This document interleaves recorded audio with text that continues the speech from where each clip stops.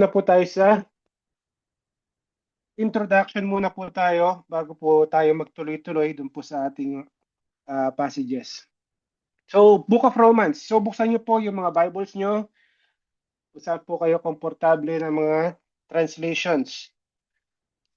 So, Book of Romans. Book of Romans, ito po ay isinulat ni Apostle Paul. Ito po ay isa sa mga epistle o isa sa mga libro na napaka-influential at yung nabanggit ko nga po sa ating prayer na napakarami pong doctrine, particularly about the salvation at saka yung righteousness by faith at marami pa pong iba. Napakaganda po pag-aralan itong Book of Romans. So kung may mga questions po kayo, maganda po magkaroon tayo ng interactions. Tapos magbasa po kayo ahead of time kung mayroon kayong mga nalalabuan or yung malalim, hindi nyo maintindihan. Sabay-sabay po nating himayin at pag-aralan po. So dito sa Book of Romans, isa to sa mga sinasabi nila na theological masterpiece ni Apostle Paul. Dito makita natin na pinrovide niya yung systematic exposition ng gospel. In-address niya dito yung nature ng sin, ng kasalanan, yung salvation, yung grace, yung faith, at saka yung Christian living. So titingnan natin dito sa introduction, sino ba ang author niyan? Si Apostle Paul. So hindi na natin kailangan ng mahabang introduction kay Paul dahil doon sa Book of Acts nung una natin siyang makilala ay i-discuss na natin kung sino si Apostle Paul, yung background niya, kung saan siya nanggaling. So isinulat to ni Paul noong around 55 to 57 AD. So most likely ito ay sinulat niya during his third, yung pangatlong missionary journey niya habang nandun siya sa Corinth. So sino naman ang mga recipients? Kanino niya sinulat ang libro na to, ang letter na to? Ito ay naka-address sa church na nandun sa Rome. Iba tong church dito sa Rome dahil diverse to, ibig sabihin halo-halo sila. Meron Jewish at saka Gentile Christians. At isa pa, itong church na to, nandun siya sa sentro mismo ng Roman Empire, sa capital, which is sa Rome.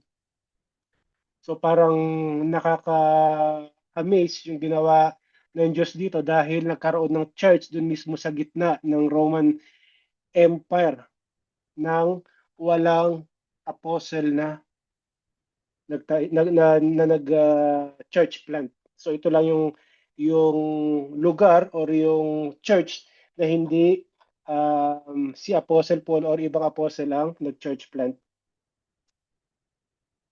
So sinasabi na ang mga nag-start ng church dito ay mga converts galing dun sa Pentecost. Kung maalala nyo, di ba, dun sa Acts chapter 2, nung unang ma-receive ng mga disciples, yung mga apostle, ang Holy Spirit. Di ba marami nakarinig sa kanila galing sa iba't ibang parte ng, uh, ng mundo. So maaari daw na ang iba dito ay galing sa Rome at sila yung mga nag-start ng church dito sa Rome. So nag-evangelize sila, nagkaroon ng mga Gentile believers, kaya dumami sila at lumaki. So gustong-gusto ni Apostle Paul na bisitahin itong Roman church na to. Pero madalas siya ay parang inahadlangan. So hindi natin alam kung ano yung mga challenges na yon, kung bakit hindi siya makapunta. Ilang beses siya nagtatry pero hindi siya makapunta. So siguro hindi pa yon yung divine timing na itinalaga ng ating Panginoon dahil kung nag-succeed ka agad siya na makapunta sa Rome, hindi niya maisusulat itong napakagandang sulat na to na ating pag-aaralan ngayon. So parang ano na rin to, blessing para sa mga Christians ngayon na hindi siya nakarating ng maaga sa Rome. So ano yung purpose? Bakit sinulat to ni Paul? Ano yung mga dahilan niya sa pagsulat na to? So sinulat ni Paul to para ipakilala niya yung kanyang sarili doon sa church na hindi siya ang nag-church plant at hindi siya kilala. Para saan? Gusto niyang i-introduce yung sarili niya personally at gusto niya makabisita ang mga believers doon para ma-edify ang mga believers. Ano ibig sabihin ma-edify? Ma-inspire, ma-educate, or ma-enlighten yung mga believers pagdating sa mga doktrina. Especially walang direct na apostle na nagpunta sa kanila para ipaliwanag talaga ang gospel at ibang mga katuruan. Susunod dyan ay ito nga, yung i-preach ang gospel ng direkta mismo galing sa isang apostle. Tapos, pangatlo, yung makilala niya ng personal itong mga believers dito sa Rome para ma-encourage siya. So, two-way to. Hindi lang siya yung mag-encourage o mag-edify do sa mga believers sa Rome, kundi pati siya. So makita natin dito yung humility ni Paul. Hindi lang basta dahil siya ang apostle, siya lang yung mag-encourage. Siya lang ang magtuturo. Dahil parang, halimbawa kami, na nagtuturo sa inyo, nagmo-moderator, parang sa amin, nai-encourage kami, nabe-bless kami, at nag-glorify si God. Pag nakita namin na lumalago kayo sa sa Panginoon, sa mga tanong nyo, sa mga insights nyo, sa mga paliwanag nyo, so nakikita namin yun na nag-grow kayo kumpara doon sa first time natin na mag-start dito sa Bible study natin. Nakita namin na nagagamit na rin kayo doon sa pag-share ng gospel. So ano pa? Ito pa, para may pagdasal din siya. So para kay Paul, sa mga apostles, importante ang prayers para sa kanila. At yung matulungan siya sa kanyang planong ministry, yung pagpunta sa Spain. So yan yung mga purpose no kung bakit um, gustong pumunta ni Paul dito sa Rome. So dito ibibigay ko yung ano no, yung outline ng Book of Romans. So hindi ko na ipapaliwanag, so tignan niyo na lang yung outline. So ang ating pag-aaralan ngayon, yung 1 to 17, nandiyan yung greetings, yung introduction at saka yung main theme, yung tema ng buong Book of Romans. Yan yung righteousness. The righteous will live by faith. Yung righteousness of God. Yung verses 16, 17. So, pagkatapos niyan, nandyan yung condemnation sa lahat ng tao. So, isa-isa yun dyan kung bakit kailangan natin yung righteousness na manggagaling lang sa Panginoon. Dahil i-discuss ni Paul dyan, yung mga unrighteous na Gentiles, na Jews, at saka yung humanity in general. And then, justification sa chapter 3. So, ang Diyos ang magpo-provide ng righteousness na nagagaling lang sa Kanya at hindi sa pamamagitan natin. So, yung source ng righteousness sa chapter 3 din yan, at saka example of righteousness sa chapter 4. Sa chapter 5, yung blessing ng righteousness na yan, at saka yung imputation of righteousness. So, napakaganda ng mga topic na to. And then, pagdating natin sa chapter 6, nandyan yung sanctification. Yung i-demonstrate ni God yung kanyang righteousness. And then sa chapter 9 hanggang 11, restoration ng nation of Israel. Then chapter 12 to 15, yung application na, yung behavior na dala ng righteousness ng ating Panginoon. So yan yung maiksing introduction natin sa Book of Romans. So, basahin na natin ang ating mga pag-aaralan ngayon. So, tig-isang ano po tayo? Tig-isang slide. Okay, ang unang babasa sa atin ay si Ate Hazel, and then si Sister Myla, and then susundan tayo ni Sister Nova, and then si Sister Charm, Brother Boy, Sister Maricel, kung kasama niya si Brother Mon din, and then si Brother Dong, then si Bessie, and ako. Sige. Mula kay Pablo na lingkod ni Kristo Jesus, pinili at tinawag ako ng Diyos na maging apostol upang ipangaral ang kanyang magandang balita.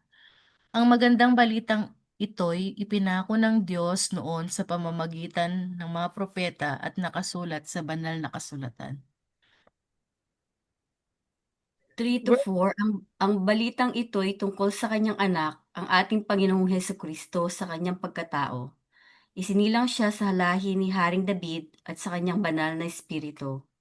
Napatunayan siya ang makapangyarihang anak ng Diyos nang siya'y nabuhay mula sa mga patay. Verse 5, sa pamamagitan ni Kristo, tinanggap namin ang kalooban na maging apostol para madala namin sa pananampalataya at pagsusunod sa ang mga tao sa lahat ng bansa. Ginagawa namin ito para sa Kanya. Verse 6, at kayong mga mananampalataya riyan na Roma ay kabilang din sa kanyang mga tinawag na maging tagasunod ni Hesus Kristo. Amen. Sa inyong lahat diyan sa Roma na minamahal ng Diyos at tinawag na maging banal, sumainyo nawa ang biyaya at kapayapaang galing sa Diyos na ating Ama at sa Panginoong Kristo. Yan ko na. Una sa lahat, nagpapasalamat ako sa Diyos sa magitan ng Jesucristo dahil sa inyong lahat. Dahil balitang-balita ang inyong pananampalataya sa buong mundo. Palagi ko kayong idinadalangin at alam ito ng Diyos na buong puso kong pinaglilingkuran sa aking pangangaral na magandang balita tungkol sa kanyang anak.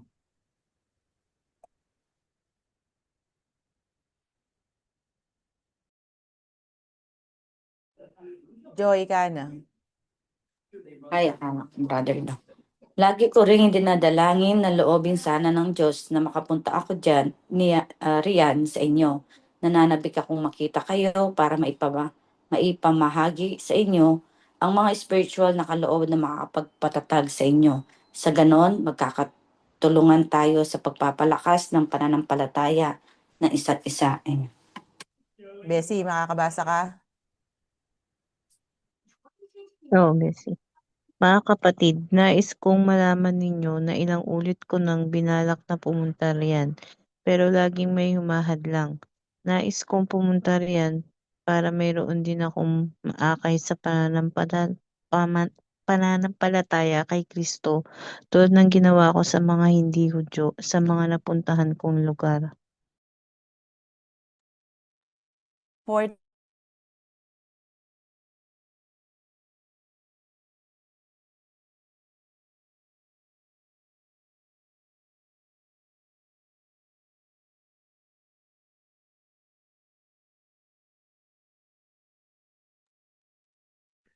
Hindi ko ikinakahiya ang magandang balita tungkol kay Kristo, dahil ito ang kapangyarihan ng Diyos ay kaliligtas ng lahat ng sumasampalataya, una ang mga Hudyo at gayon din ang mga hindi Hudyo, sapagkat ipinapahayag sa magandang balita kung paano itinuturing ng Diyos na matuwid ang tao, at ito'y sa pamamagitan lang ng pananampalataya. Ayon nga sa kasulatan, sa pananampalataya mabubuhay ang matuwid.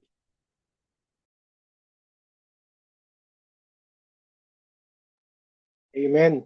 So, marami pong salamat sa pagbabasa. So, diretso na po tayo sa atin pong Bible study. So, verse 1.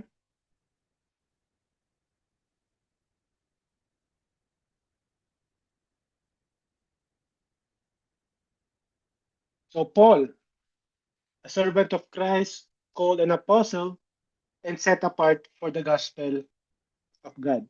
So, dito muna po tayo. So, in-identify ni Paul ang kanyang sarili bilang isang servant. So, ang ano po nito, ang Greek word ng servant na to ay doulos. Ang ibig sabihin po, kung babasahin po natin yan, is slave.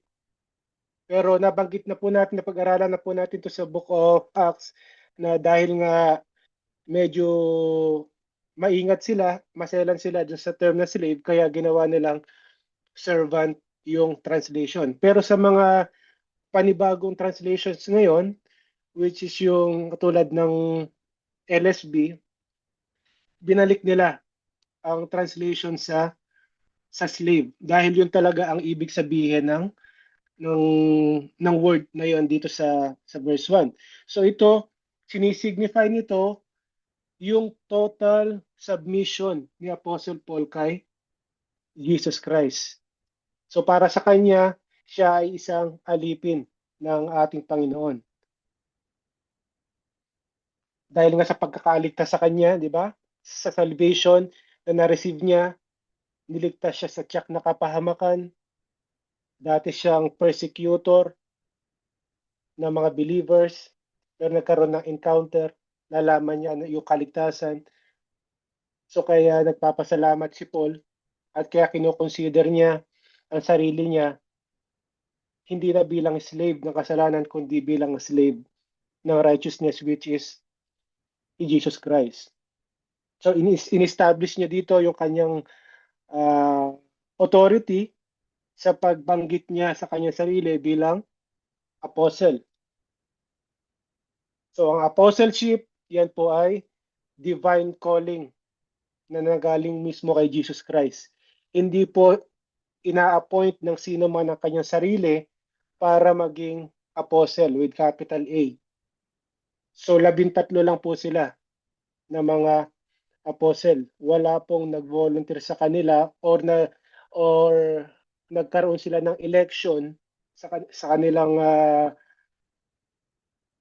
kanilang grupo para ma-elect sila bilang apostle. So yung mga unang apostle, sila po ay direktang pinili ng ating Panginoon at na-discuss natin to, di ba? Na kailangan ang qualification ng apostle ay na-witness niya yung ministry ni Jesus Christ mula sa baptism hanggang sa kanyang death and resurrection. So, natandaan ko, nagkaroon na rin tayo dito ng discussion, di ba? Kung ano ibig sabihin ng apostle. Ito yung basic meaning niya is a person who is sent, yung ipinadala. Parang someone who was officially commissioned doon sa isang position or doon sa isang task. Halimbawa niyan, parang ambassador, di ba? So, yan yung ibig sabihin ng apostle. So, yung mga teachings ng 12 apostles na to ay naging foundational dun sa church.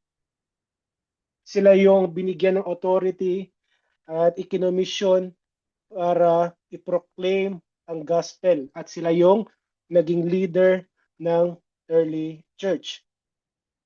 So yung authority nila hindi lang doon locally, ibig sabihin diyan lang sa Israel, sa Jerusalem, Judea, Samaria, kundi nag-extend yan beyond doon sa Jerusalem.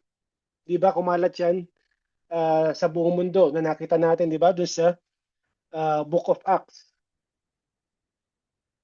So kung ibig sabihin, masasabi pala natin, pwede natin sabihin na ang mga tao na nagsasalita or inire-represent ang Diyos, halimbawa mga preacher, mga teacher, mga evangelist.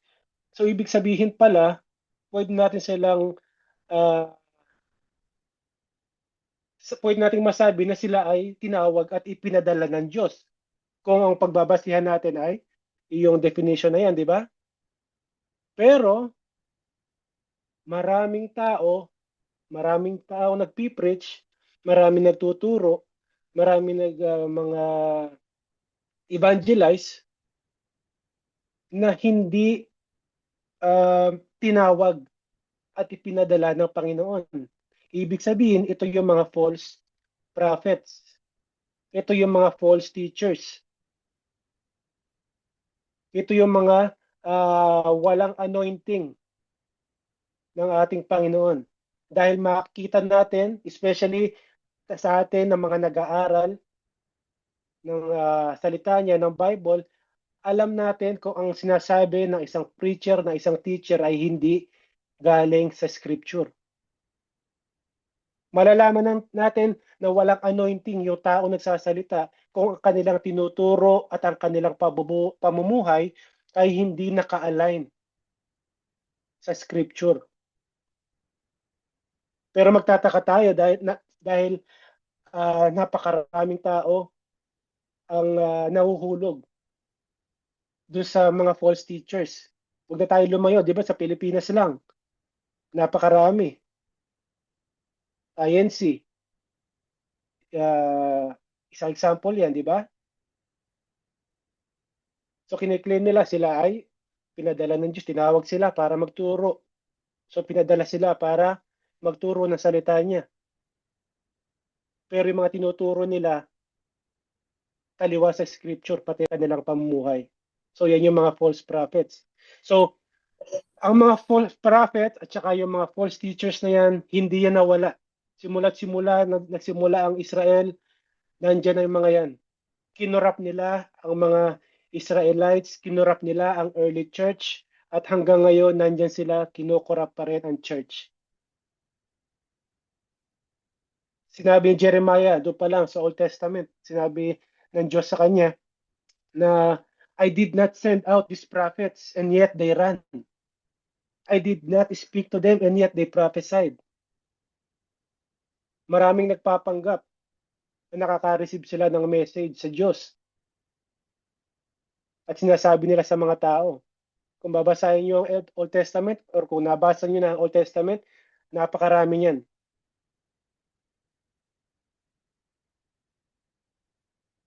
Sabi dito, si Paul, he was set apart for the gospel.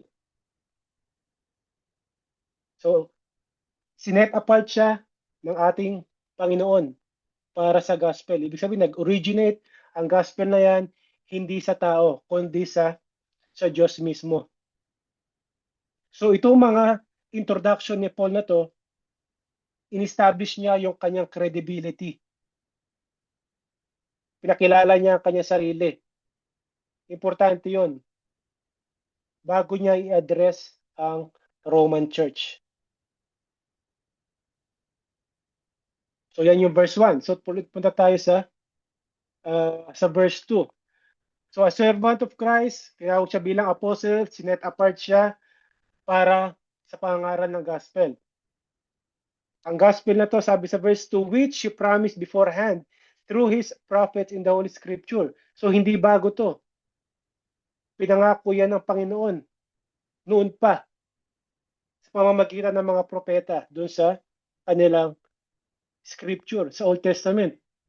Ang ibig sabihin, nabanggit ko kanina, ang message na to, ang gospel na to, ay hindi invention ng tao. Ang message na to, ang good news na to, ay nanggaling sa Diyos mismo. Hindi to biglang naisipan na lang ng Diyos. Hindi ito naisipan lang during the Old Testament. Dahil ipinangako ito beforehand. Ibig sabihin, bago pa. Matagal nang nakaplano lahat ng yan.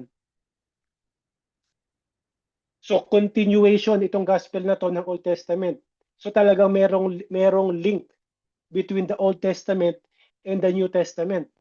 Kaya kung babasahin, di ba, ang pinakauna dun sa New Testament ay Book of Matthew, genealogy kaagad ni Jesus Christ. Dahil ang mga Hudyo, yung mga Israeli ngayon, yung mga modern day na mga Israeli, hindi sila naniniwala sa New Testament. Hindi nga nila hinahawakan, hindi nila binabasa yan. Dahil ang alam nila, ang tinuturo sa kanila, ito ay gawa ng Catholic. Ang mga Catholic ang nagsulat nito. Kaya hindi naman nila binubuksan at hinahawakan yan.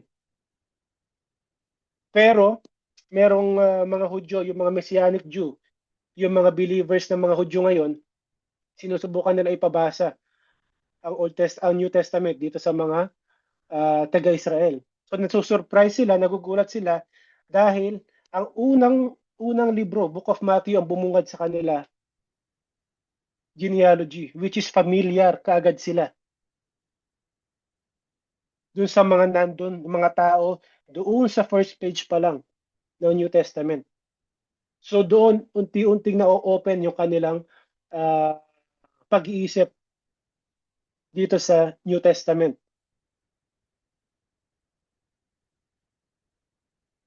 So dito, makita natin yung mga example, sila prophet, yung mga prophet dito, si Isaiah, si Jeremiah, nakita na nila, pinrophesy nila yung parating na Messiah.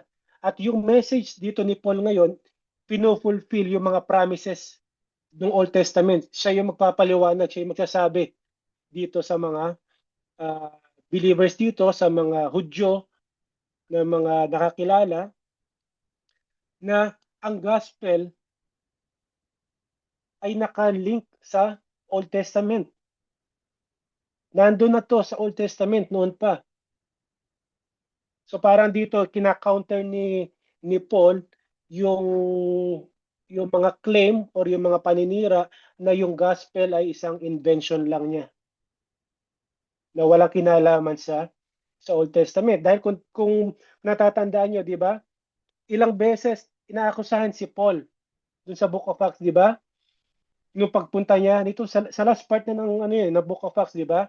Pumunta siya sa temple, nung kasama niya sino ba kasama niya doon? Si Timothy.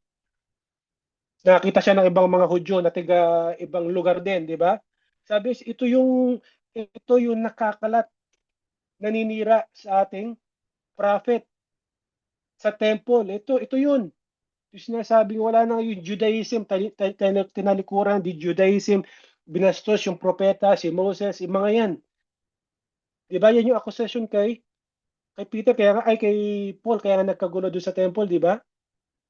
Para nagpo-proclaim siya, nagtuturo siya ng message na para mag-incite or para magrebelde sa religious, sa Judaism. Pero nilinaw niya dito na yung good news, yung gospel na ipinoproclaim niya, yung tinuturo niya, ay actually old news. Dahil nandun yan sa Hebrew scripture, nasa Old Testament, na na-fulfill at nakumpleto sa pamamagitan ni Jesus Christ. So ito yung message na gustong sabihin ni Paul sa kanila. Pinangako yan dati pa sa pamamagitan ng mga propeta dun sa Old Testament. So verse 3, ano yung message na to? Ano yung gospel na to? Sabi ni Paul sa verse 3 and 4, ito yung gospel concerning His Son, Jesus Christ as our Lord. Sino siya? Ito, who was a descendant of David, according to flesh, and was appointed to the powerful Son of God, according to the Spirit of holiness, by the resurrection of the dead. So dito muna tayo. Makikita natin dito sa verses 3 and 4, yung gospel.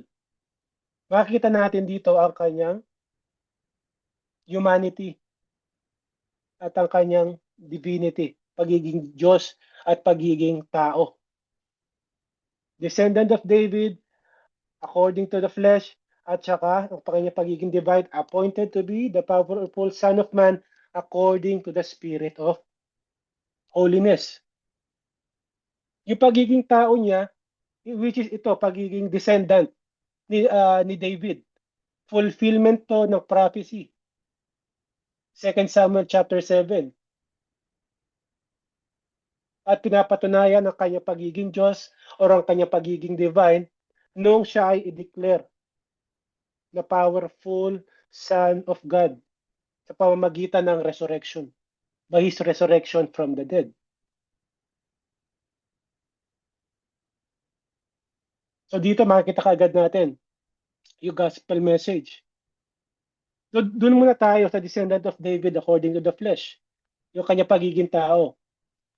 So totoo yan dahil alam natin na descendant siya, galing siya sa lahi ni David, ni King David, dahil si Mary at si Joseph ay galing direkta kay King David. Diba yung kay Mary, yung genealogy niya, makita natin dun sa Luke chapter 3. At yung kay Joseph naman, makikita natin dun sa Matthew. So si King David, may mga anak siya. Ang anak niya si Solomon. Kay Solomon nanggaling si Joseph. Sa chapter 3 naman ng Luke, kay Mary, meron pa siyang isang anak, si Nathan. At kay Nathan naman nanggaling si Mary. So by flesh, according to the flesh, Jesus Christ is a descendant of King David. So na-fulfill na kaagad yun. Kasi kailangan yun. Sa Old Testament prophecy yun. Kaya hindi po pwedeng magmintis. Kailangan kay Jesus Christ ay maging descendant ni King David. So ang pinaka-irrefutable or yung conclusive na evidence na siya ay isang Diyos ay ang kanyang pagkabuhay sa kamatayan. So according to the Spirit of Holiness, yung Spirit of Holiness yan yung Holy Spirit. Parang gusto sabihin yan, according to the nature and work of the Holy Spirit. Diba? Dahil kung matatandaan nyo, ang Holy Spirit ang laging nag-empower kay Jesus Christ na accomplish niya lahat ng kanyang miracles at lahat ng ginagawa niya through the power of the Holy Spirit. Kaya hanggang dito sa incarnation niya, Jesus was conceived by the power of the Holy Spirit. Diba? And in the resurrection, He was raised from the dead by the power of the Holy Spirit again. So ito yung nag-confirm ng kanyang pagiging anak ng Diyos at pagiging divine. Sa verse 5, through Him, we have received grace and apostleship to bring about the obedience of faith for the sake of His name among all the Gentiles. So yung pagiging apostle ni Paul, isang regalo rin to. Gift of grace.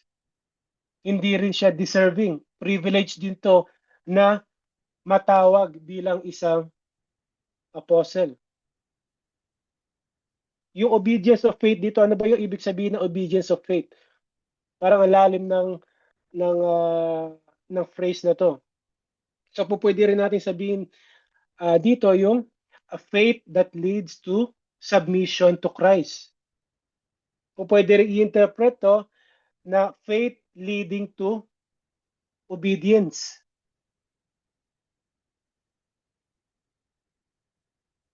So sumusunod ka sa ating Panginoon, sinusunod mo siya dahil meron kang faith.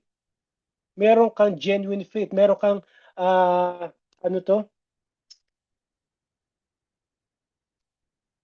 yung totoong faith, hindi siya dead faith. Ito yung tinatawag pa nilang obedience is stemming from faith. Dahil kung wala sa iyo yung genuine at saving faith na yon, hindi ka susunod sa mga sinasabi at inuutos ng ating Panginoon. So, ang universal mission na ibinigay kay Paul is yun nga. I-proclaim yung gospel among all the Gentiles. Pag sinabing among all the Gentiles, ibig sabihin sa lahat ng nation yan ng buong mundo, sa mga non-Jews. So dito makikita natin na ang plano ng Panginoon ay hindi lang para sa salvation ng Israel, kundi sinasama niya na dito ang mga hindi Hudyo, which is yung mga Gentiles. Ang purpose ng gawain na to ni Apostle Paul ay syempre kung ano yung purpose din natin para mag-glorify ang pangalan ng ating Panginoon. So katulad ni Paul, lahat ng mga believers, mga professing believers, tinawag tayo at iniligtas tayo at nagsaserve tayo sa Panginoon. But bukod doon, kailangan din tayo mag-witness para sa ating Panginoon, para sa kanilang salvation. to bring about the obedience of faith. Para sumunod din ang mga ibang tao pag narinig nila ang magandang balita, pag na-save sila. Yung faith na magdadala sa kanila para sumunod sa ating Panginoon at mag-submit doon sa lordship ng ating Panginoon.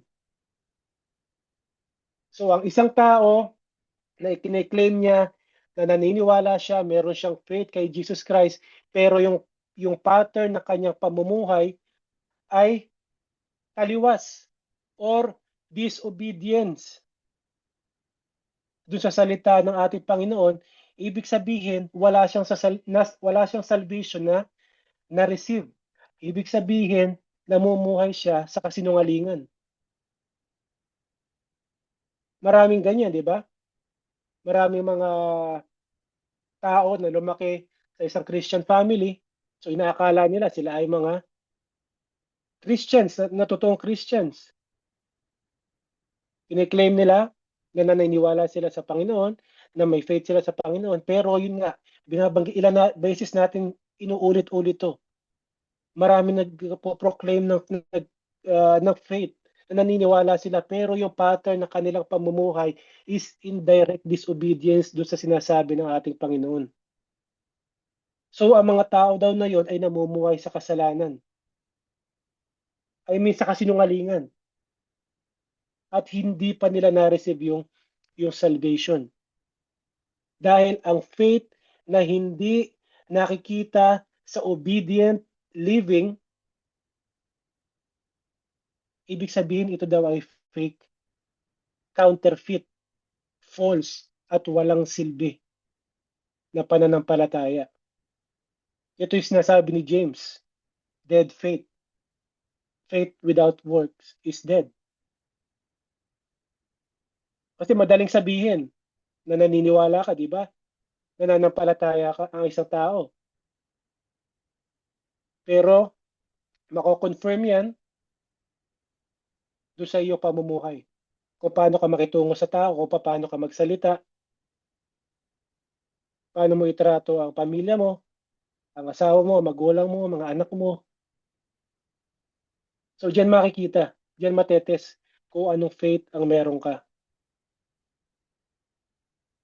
So dito,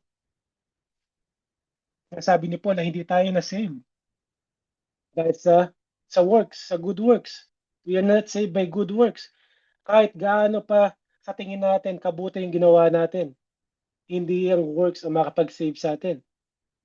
We are saved to good works. At yan yung isa sa mga purpose ng salvation natin dito sa lupa. We are saved to good works. Hindi we are saved by good works. Di ba? Sabi sa Ephesians 2:10, for we are His workmanship, created in Christ Jesus. Para saan? For good works, which God prepared ahead of time for us to do. So niligtas tayo, nakareceive tayo ng salvation para mag-serve sa ating Panginoon. At the same time, yung pagkakaligtas na yon may kasamang work na nakaplano na sa atin ahead of time na gagawin natin. So ginagawa natin na good works na yon, ibig sabihin yung pala ay nakaplano na. Gumagawa tayo ng mabuti dahil na-save na tayo. Hindi dahil para ma-save tayo. So yan, di ba? Naging ano na natin yan. Parang lagi nating nababanggit yan every Bible study kasi importante yan.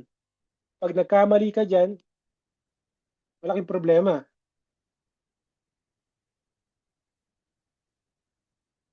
So, yung message ng gospel dito na dala ni Paul, tinatawag yung people at tinatawag yung mga tao para doon sinasabi natin kanina, doon sa obedience of faith, para sa salvation. So, parang synonymous yung ano na yun, parang parehas. Kung titignan natin, no, basahin natin, palitan natin yung obedience of faith ng word na salvation. Through him, we have received grace and apostleship to bring about the salvation for the sake of his name among all the Gentiles. So salvation, ang sinasabi dito ni Paul.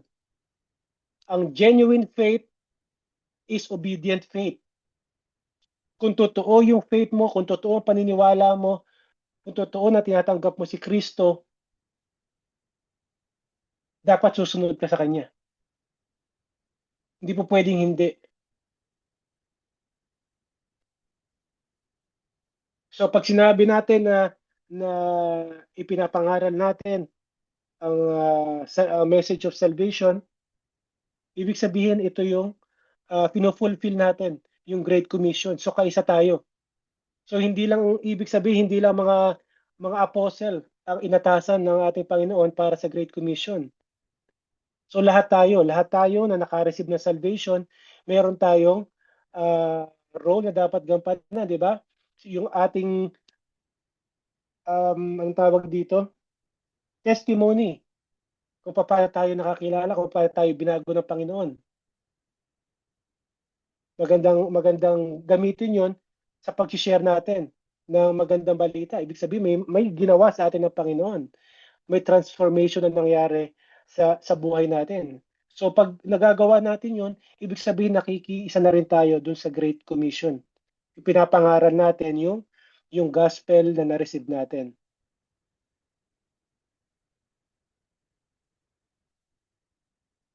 So punta tayo sa verse 6 and 7.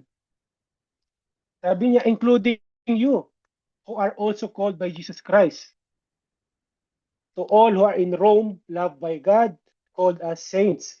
Grace to you and peace from our God, our Father, and the Lord Jesus Christ. So dito ina-highlight din ni Paul na ang mga Roman believers ay tinawag din ng ating Panginoon. Tinawag pa silang mga saints. So dito malinaw, hindi patay ang lahat ng saints. Hindi tulad ng paniniwala natin, di ba? Nung nandun pa tayo sa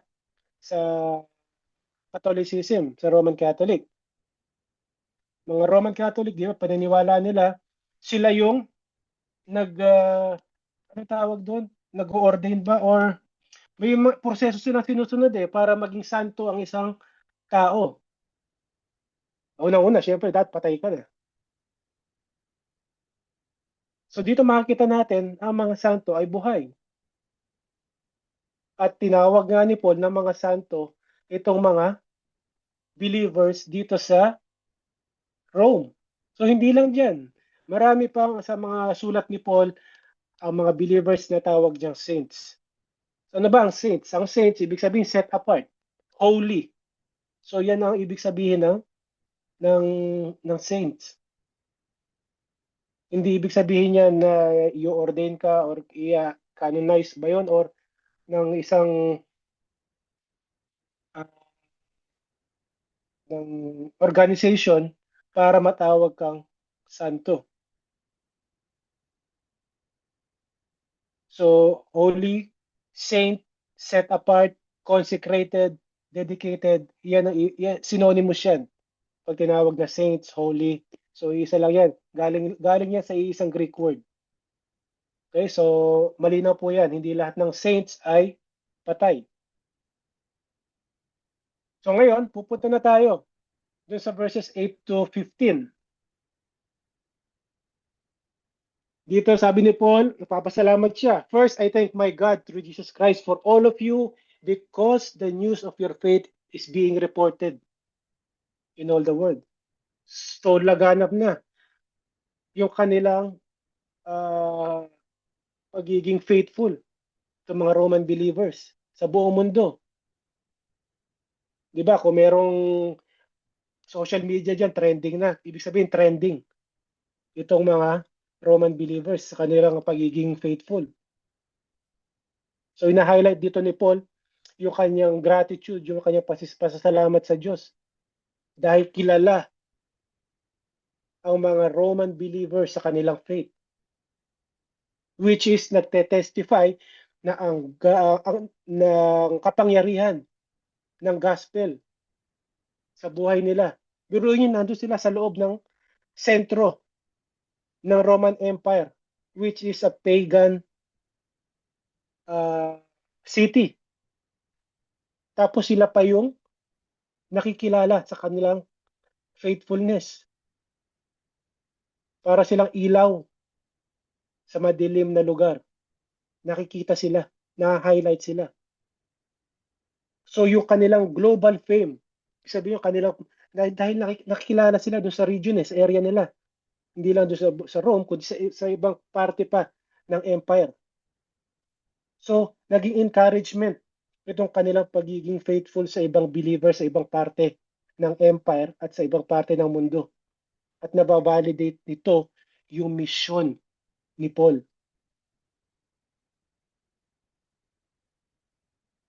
So, naging positive ito. Naging positive tone to. At acknowledgement doon sa kanilang buhay na pananampalataya. Ibig sabihin, spiritually alive sila, energetic. Kaya naging parang encouragement sila sa ibang Christians. So yung pasasalamat dito ni Paul, yung gratitude ni Paul dito sa Panginoon dahil nga sa kinalabasan ng mga Roman believers, nagpapakita yun ng puso ng isang pastor. At yung kanyang dalangin dito, yung kanyang prayer, nakikita rin natin na nagre-rely siya sa Panginoon para sa paglago ng isang church. So hindi nakasalalay sa tao ang paglago ng church, di ba? Maging yung pagdami ng church, dinaanan natin yan sa Book of Acts. Ang Diyos ang nagdadagdag at nagpapalago ng kanyang church. So kaya nagpapasalamat si Paul dito. So sa verse 9 and 10, sabi ni Paul dito, God is my witness, whom I serve with my spirit in telling the good news about His Son, that I constantly, lagi ko yung binabanggit, always asking in my prayers, kasama kayo lagi sa dasal ko, that if somehow in God's will, I may now at last succeed in coming to you. So gusto talaga niya na mapuntahan itong mga Roman believers. So dito pagpapakita pa rin to, yung kanyang walang humpay na pananalangin. Nagpapakita ng kanyang puso na pagiging pastor. Gusto niyang i-shepherd itong mga sheep, yung mga believers dito sa Rome. Ang kanyang pagpunta, ang kanyang pagbisita dito ay syempre, base pa rin yan sa will ng ating Panginoon. Pagpapakita na nagsasubmit si Paul doon sa divine at perfect timing. Hindi niya ipipilit na pumunta doon kung hindi iyon ang perfect time at hindi iyon ang will ng Panginoon. Dahil makikita natin na paulit-ulit na gusto niya pumunta pero hindi natutuloy. Ibig sabihin, hindi pa time. Hindi pa yon ang perfect time na inilaan ng Diyos para pumunta si Paul sa Rome. So verses 11 and 12, sabi niya dito, for I want very much to see you. Gusto kayo makita. Bakit? So that I may impart to you some spiritual gift. That is, to be mutually encouraged by each other's faith, both yours and mine. So spiritual gift, magbibigay ba si Paul? Magdi-distribute ba si Paul dito na parang mga regalo? Bibigyan kita dito ng gift of tongues. Bibigyan kita dito ng gift of prophecy. So hindi yun ang gusto sabihin ni Paul dito. So that I may impart to you some spiritual gift. Yung spiritual gift na meron ako. Gift of prophecy, gift of preaching, gift of teaching. Gusto ko yun i-share sa inyo, yung gift na na-receive ko sa inyo para mapalakas kayo. To be mutually encouraged by each other's faith. Two-way to, yung encouragement na mangyayari dito. Hindi natin alam, hindi naman 100% na sinabi dito na magbibigay siya ng miraculous gift, di ba? Pero ang ano dito, yung na-receive ni Paul, dahil anointed siya, binigyan siya ng gift at gusto niya ma-share yung gift na na-receive niya sa pamamagitan ng pagtuturo sa kanila. Nagpe-preach. Yung fellowship. Ma-share niya yung testimony niya sa kanila para ma-encourage sila. Maituro sa kanila yung mga doktrina na dapat nila malaman. Dahil wala pang nakarating sa kanila na apostle directly related or in contact with Jesus Christ. Si Paul ang pinakauna. So malaking encouragement to para dito sa mga Roman believers. Directly ang message galing kay Jesus Christ sa tao na to.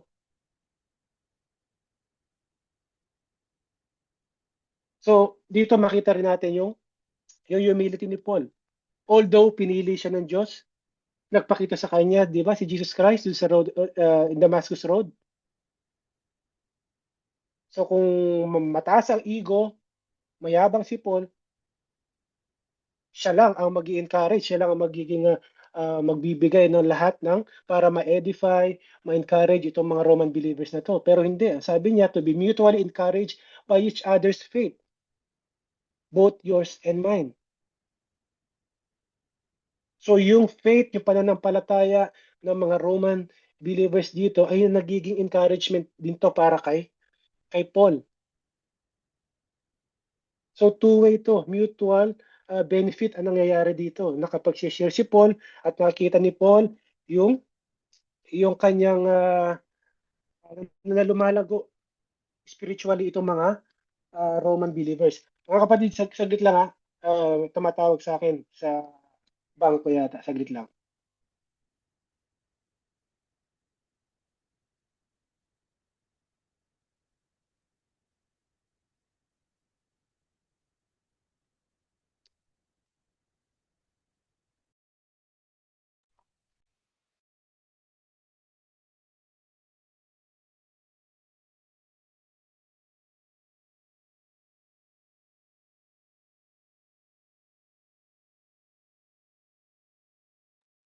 Mga kapatid, saglit may re-receive lang ako.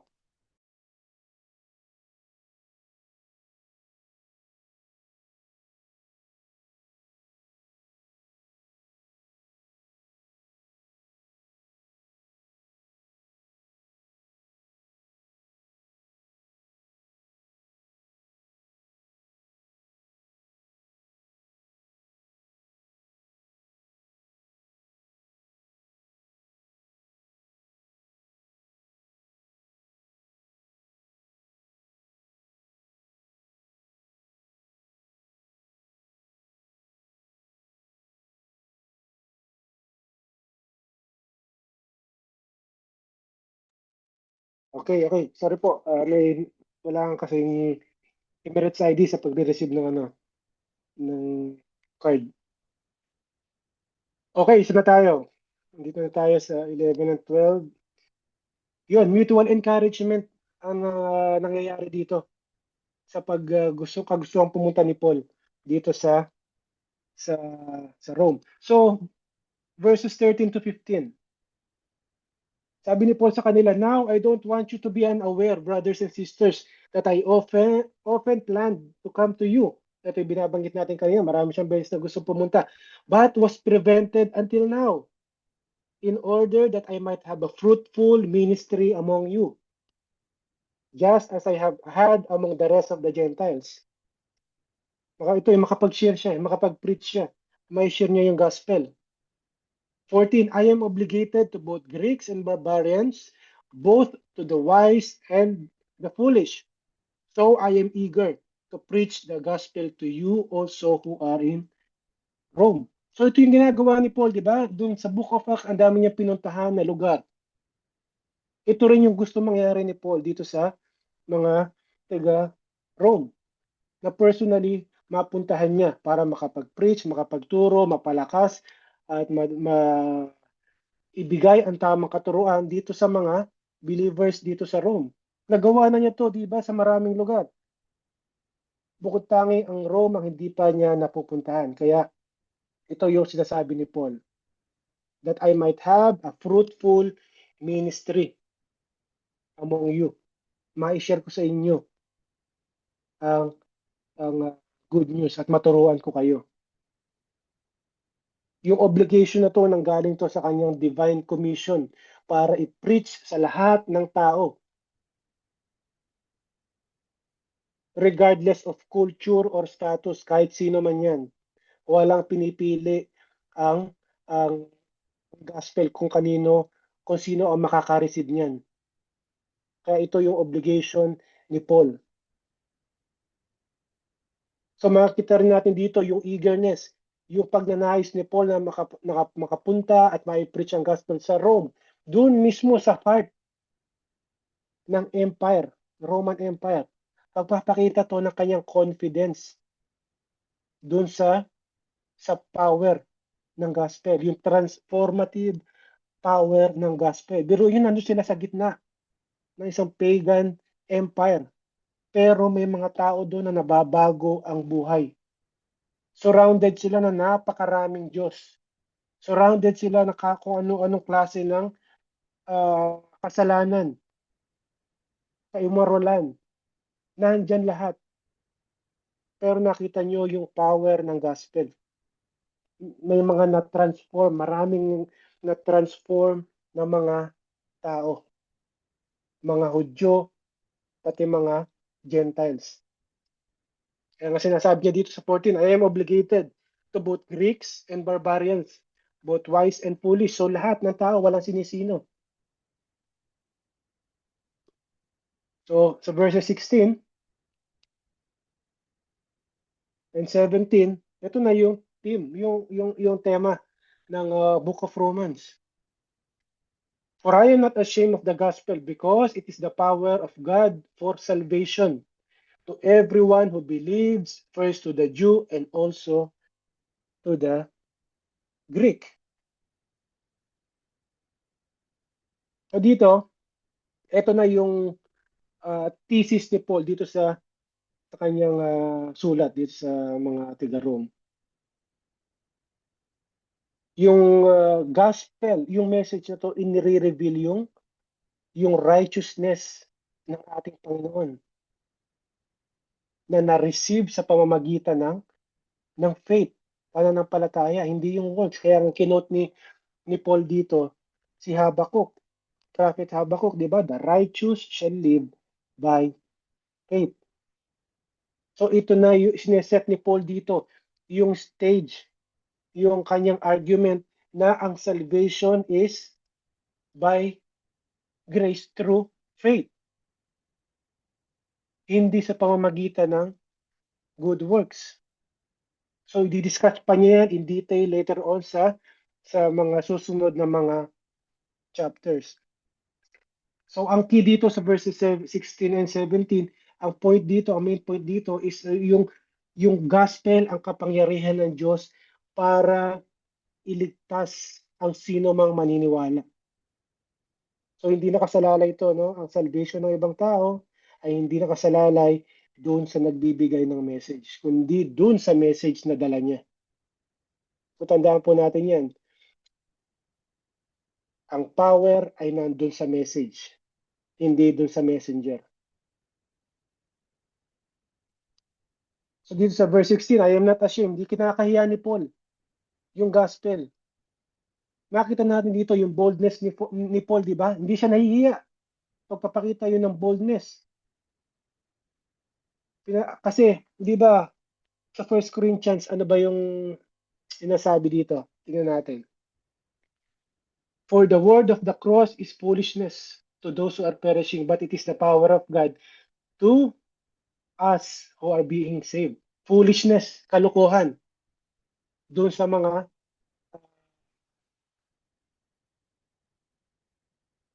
ang tawag dito, mga hindi naniniwala, kalukuhan yan. At dito sa verse 22-23, Sa mga Hudyo, for the Jew ask for sign. Para maniwala sila, kailangan namin makakita ng sign. Di ba, tatandaan nyo, lagi nilang hinihinga ng sign si Jesus Christ. Di ba, para maniwala sila doon sa mga sinasabi niya. Pero itong mga Greek, anong hinihingi nila? In the Greek, seek wisdom, may paliwanag. Paliwanag, kailangan namin ng paliwanag sa mga nangyayari nito bago namin paniwalaan yan. Reason, kailangan nila, wisdom. Sabi ni Paul dito, but we preach Christ crucified. Ano ang iniisip ng mga tao dito? Pag crucifixion, Christ crucified, a stumbling block, kinakatisuran ng mga Hudyo. Hindi nila mapaniwalaan ang Messiah ay may papako sa krus at mamamatay. Stumbling block yan, katitisuran ng Hudyo at ang mga Gentiles, yung mga non-Jews, ano sa kanila? Yung nangyari, yung gospel, foolishness. Kaya sinasabi ni Paul dito, I am not ashamed. Dahil lang isipin ng mga makikinig sa kanya, mga non-believers, kalukuhan yung mga sinasabi mo na yan. Pero sabi ni Paul, I am not ashamed of the gospel. Dahil nandito sa gospel na to ang kapangyarihan ng Diyos para mag-save ng lahat ng maniniwala. Although sa mga Greeks, sa mga pagans, pagtatawanan siya sigurado. Pero wala pakialam si Paul. Nandun yung boldness ni Paul para i-preach at i-share yung gospel. Dahil alam ni Paul na nandun ang kapangyarihan ng Diyos. Doon inilagay ng Diyos ang kanyang kapangyarihan para mag-save ng sino mang maniniwala. Hindi nga naman tatanggapin yan kahit sinong mga matataas ang pinag-aralan, di ba? Mahirap para sa kanila natanggapin yan. So yung salvation na yan, siyempre inuuna, di ba? To the Jew first and also to the Greek. So lagi, dahil yan naman ang di ba? Si Jesus Christ, bumaba para sa lordship, Pero dahil may plano rin na salvation para sa Gentiles, kaya nandito sinama ni Paul. First to the Jew and also to the Greek.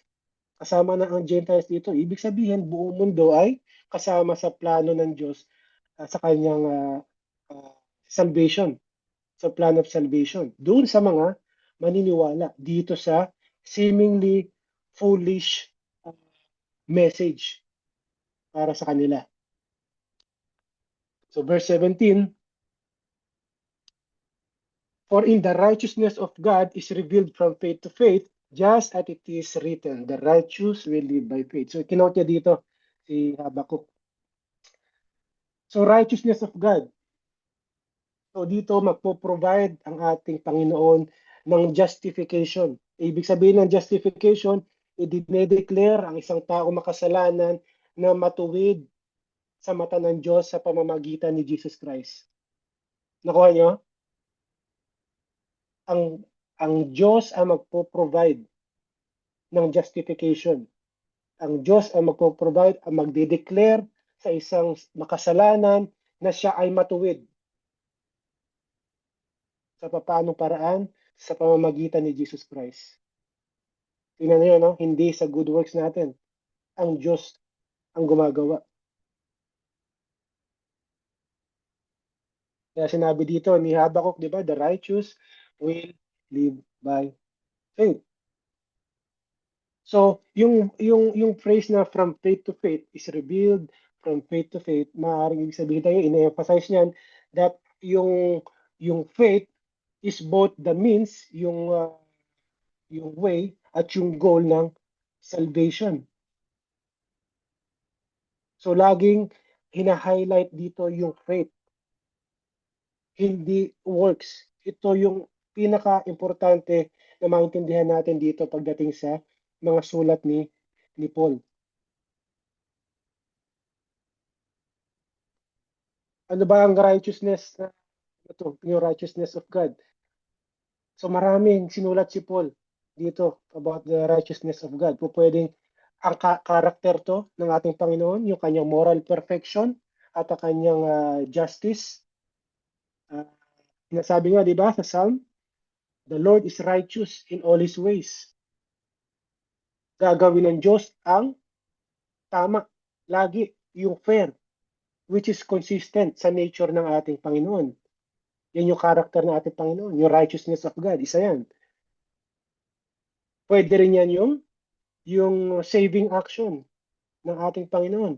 Yung righteousness niya, pinakita niya dito nga, nag-provide siya ng salvation para sa mga taong makasalanan. Ito pa, yung righteousness of God, ibinibigay ng Diyos sa mga maniniwala, mga mananampalataya.